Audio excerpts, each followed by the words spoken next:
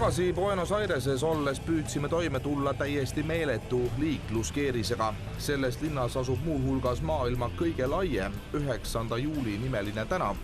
Kuigi kokku on seal 18 rida, on need kõik viimseni pungil täis ja 2-kilomeetrise teekonna läbimiseks kulus isegi mootorratastel üle 45 minuti. No selg oli kõigil higine ja seda mitte ainult palavusest. Mis aitaks kuidagi parandada seda liikluse olukorda, et mis peaks tegema? Tuleks need autod kõik Romulasse viia, nagu me oleme tee pealt näinud. Ja seal oli oluliselt vähem liiklust. Ilmselt peaksid nad maksusüsteemi korrigeerima. Aitaks ka muidugi võib-olla 3- või 4-kordne kütuse hinna tõus. Muidugi siis ei ole enam parkimiskohti ainult. Kuhu lähevad need autod siis, kui nad ei sõida? Ma arvan, et need on pärast kleebitakse 2-mõõtmelisena kuhugi seina peale ja siis hommikul lastakse 3-mõõtmeliseks tagasi.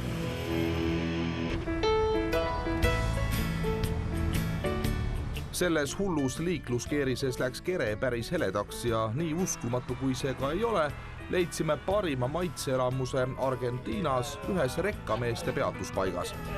Mulle meeldib kaunis mäng, meeldib võit, selge sotti ja lihtne toit. Ma olen tõesti see kaama ja kartulimees. Ja siin käib asi niimoodi, et küpsetavad sulle kotleti, paned muna vahele, sai ja nüüd paned ise siit törtsu majoneesi, siis lähme järgmise leti juurde. Siit saab rookida ise erinevad ködi omale juurde siia purksi vahele. Ma ei tea, mis see on, aga peab meeldima. Kurk, minu lemmik. No paneme lilleks tomati ka peale. Opa! Kaama ja kartulimees.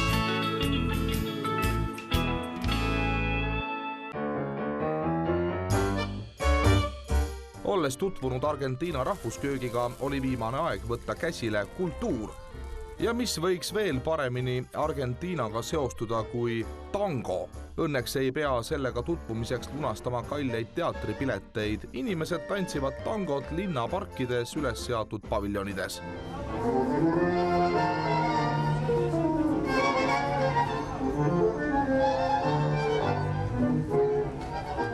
Me oleme siis Belgrano linnaosas Argentiinas, Buenos Aireses ja La Glorieta Milonga kohas. Tullakse ka seltskonnaga, tullakse sõpradega, tullakse nendega, kellega käiakse võib-olla kuskil tundides või harjutamas ja tullakse üksi. Aga üldiselt ikkagi vahetatakse väga palju partnereid, ehk siis, et kui sa tuled Milongale, sa ikkagi otsid uusi inimesi ja uusi kogemusi. Siit saab ikkagi selle päriselt täpselt aru sellest, mis punktis tango hetkel on. Et minu jaoks õpetajana on see ka oluline, et ma tean, millest ma räägin ja ma ei räägi mingitest igivanadest tõdedest ainult, vaid et ma räägin ka sellest, kus me hetkel oleme. Peamiselt tähendab modernne tango mehe ülemvõimu vähenemist. Vanakooli tegijad sellega väga nõus ei ole. Women enjoy to follow you because they are not supposed to guess where to go or what to do. They have to follow the man. Man is choosing the next step all the time. In the modern world, they said that men suppose not dominate women. Tell me, where is the modern world? Where? In Europe?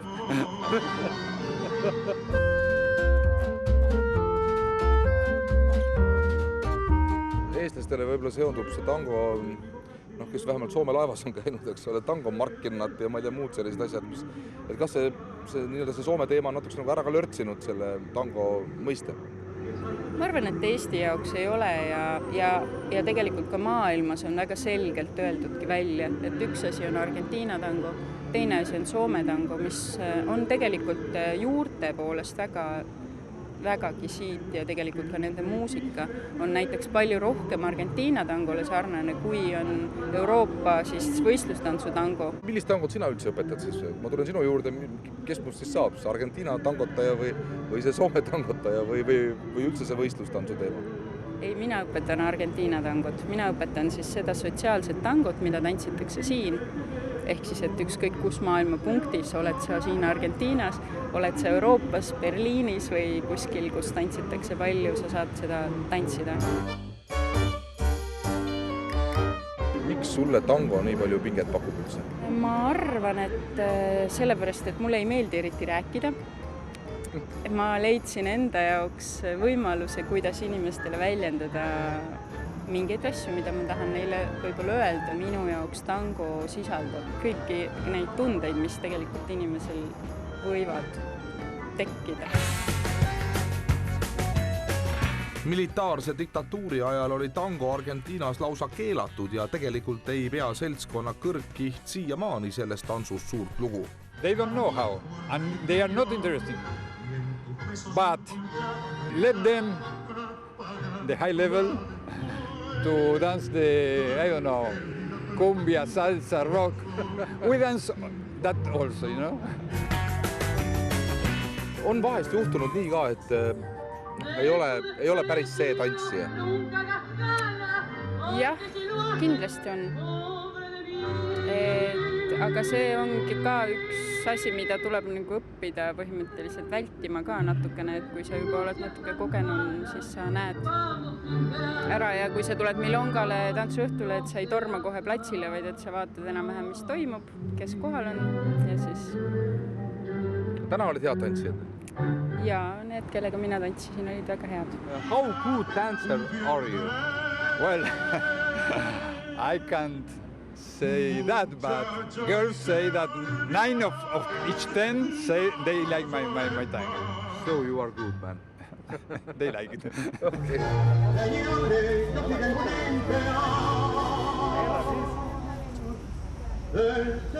Kirgliku tango juurest siirdume aga teise kunstiliigi, modellinduse juurde.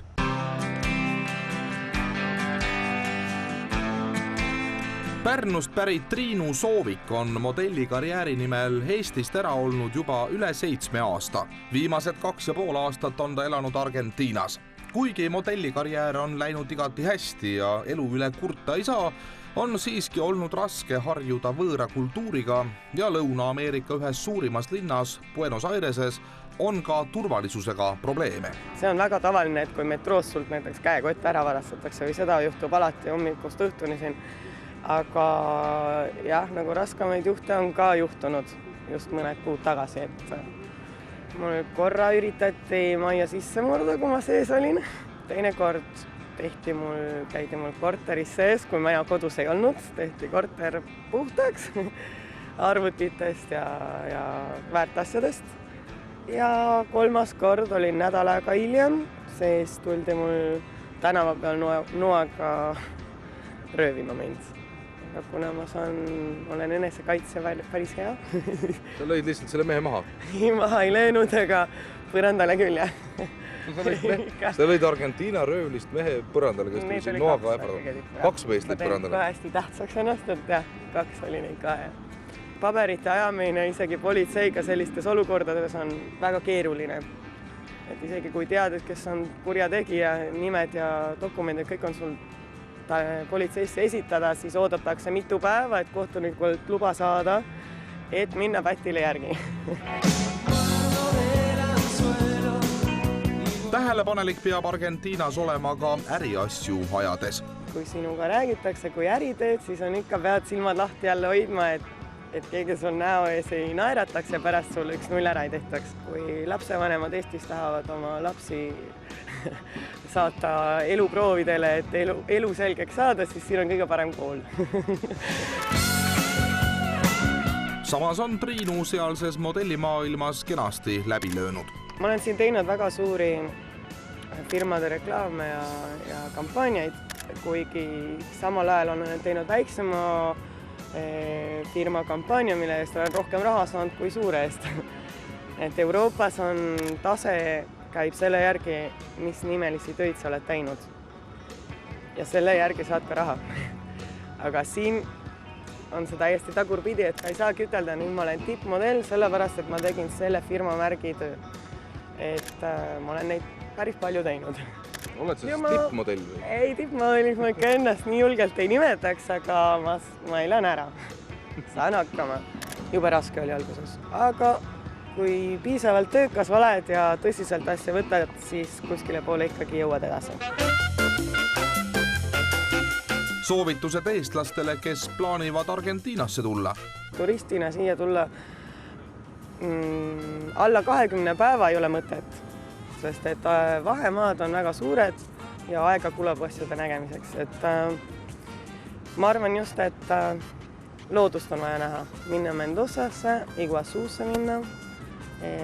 Kesklinnas on siin 2 päevaga peamised asjad näeb ära. Ja kui juhuslikult just broneerite reise, siis oleks hea ka broneerida ja vaadata neti kaudu ära, mis kuupäeval on just jalgpallimatšid. Et kui on Boca ja River, siis on see täiesti turistidele ka tähtis asi, mida näha. Et nagu kesklinnas on siis vaja näha Bocat, Evita hauale minna, käia siin seda Riverit vaatamas. Ja tangot on vaja vaadata õhtuti. No peale tango ja jalgpalli on väga paljude argentiinlaste südames jätkuvalt selline inimene nagu Eva Perón ja see inimene on maetud siia meie selja taga asuvasse surnuaeda, kuigi selle surnuaia kohta siin kindlasti ei saa öelda, et maetud, sellepärast, et nendes samades majakestes kadunukesed lebavad ja sõna otseses mõttes on nad kirstudega lausa riiulitesse pandud. Meil on kombeks ikkagi inimene maha matta väga suurtel juhtudel. Nii et selles mõttes selline huvitav vaatepilt ja siin on lausa, nagu te näete, terve linn, et siin on tänavad on lausa nimed peal, et see ära ei eksiks. Ja sellised vähem võimsamad ja rohkem võimsamad, võiks siis öelda, surnute elamud siin asuvad. Lähme vaatame, milline näeb välja siis kuulsa Evita viimane puhkepaik. Eva herself spends $50,000 a year on furs and gowns.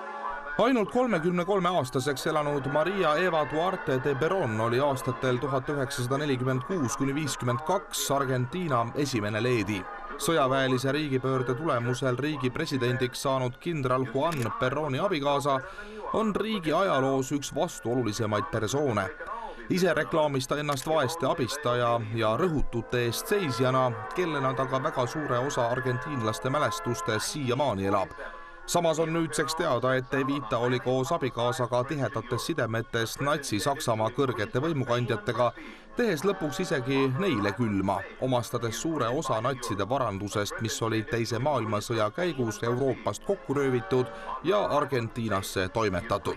Suur osa kohalikest on veendunud ka selles, et Adolf Hitler ise suri aastal 1962 Argentiinas, mitte aga oma Berliini punkris, nagu ametlik ajalugu väidab. In fact, there are 2 opinions, but actually it's very important to say that it's possible. It's a big possibility that he died in Bariloche. Bariloche is in the Patagonia. You know that Stalin, after a couple of years, said that the body, in fact, of Eva Braun and Hitler wasn't the truth, but... Selles surnuaias magab igavest tund veel palju teisigi Argentiinale olulisi isikuid, näiteks Domingo Faustino Sarmiento. Sarmiento was an important president of Argentina in the 1860s, and he born in 1811, and actually we celebrate the Teachers' Day, the day of his death, because he built lots of schools in Argentina, and thanks of him the people could become to access to the obligatory school. The school was obligatory for everybody and free of charge, of course. Ühest küljest kõik on ju väga võimas ja vägev, et siit ühtki lihtsalt inimest ei leia, et tundub olevat nagu väga auväärne siin puhata, aga teisest küljest, kas sellel kõigil on nagu mõtet? Ja kui sind enam niikuinii ei ole, et võib-olla peaksin mäletatama rohkem sinu tegude ja muude asjade järgi äkki, et peale surma ei ole ju nagu enam väga tähendust, et kui uhke sul see nii-öelda rist on või kas on sinna mingisugune mausoleum peale ehitatud.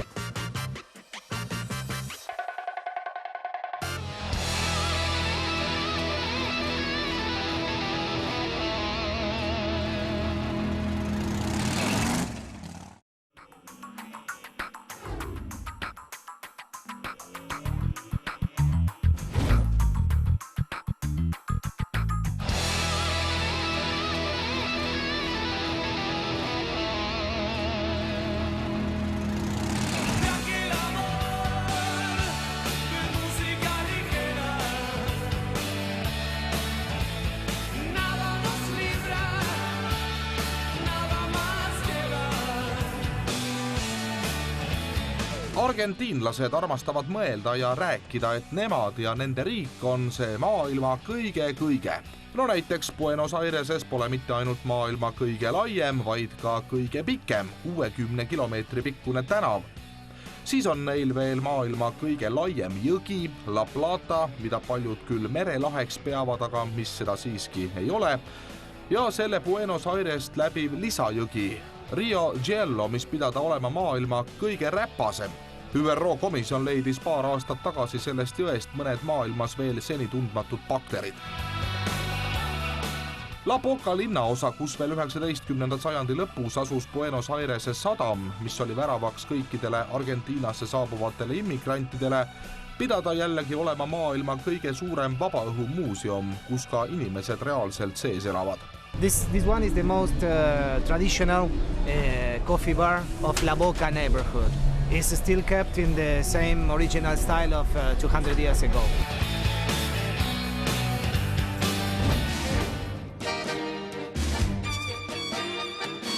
La Boca südameks on 100 meetri pikkune Caminito nimeline tänav, kus värviliste majade vahel tantsitakse tangot ja müüakse koha peal valmistatud kunsti ja käsitööd. Seal asub ka Boca Juniori nimeline jalgpallistaadion. Loomulikult maailma kõige tähtsam.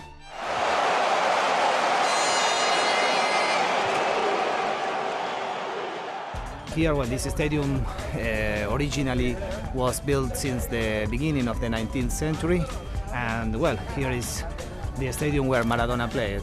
Just in the world is well known because of him.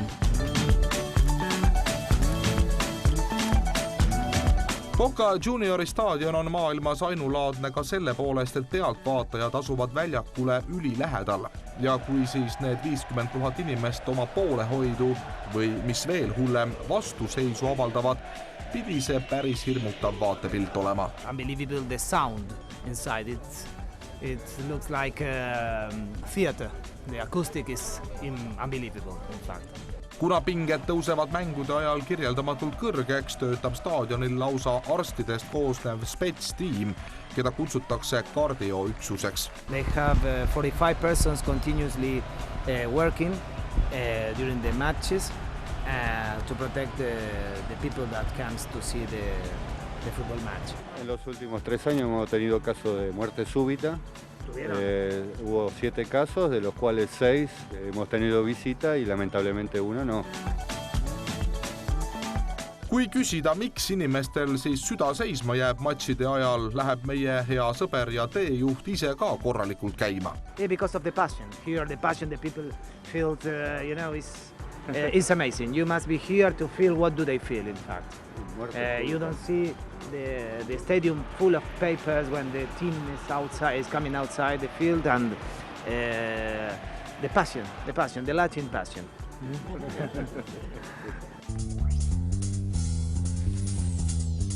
Nii nagu paljudes maailma suurlinnades on ka Buenos Aireses teravaid kontraste vaesuse ja rikkuse vahel. Kuid nii selget piiri selle kahe maailma vahel pole seni õnnestunud veel näha.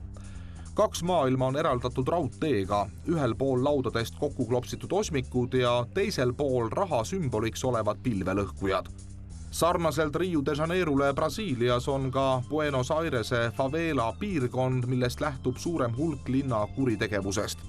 Viimati pakkus valitsus favela elanikele sotsiaalmajade ehitamist, kuid sellest keelduti. Why don't you go to another place and I build your own house? A good one, but they say no, because we are far away from the capital where we can obtain money every day easily. So they don't want to go out. This is the fucking problem. Have a look, this is the French embassy. Selge on see, et Buenos Aires on üks avastamisväärt suurlinn, nii nagu tegelikult kogu Lõuna-Ameerika, millest motoreporteril õnnestus külastada vaid imepisikest osa.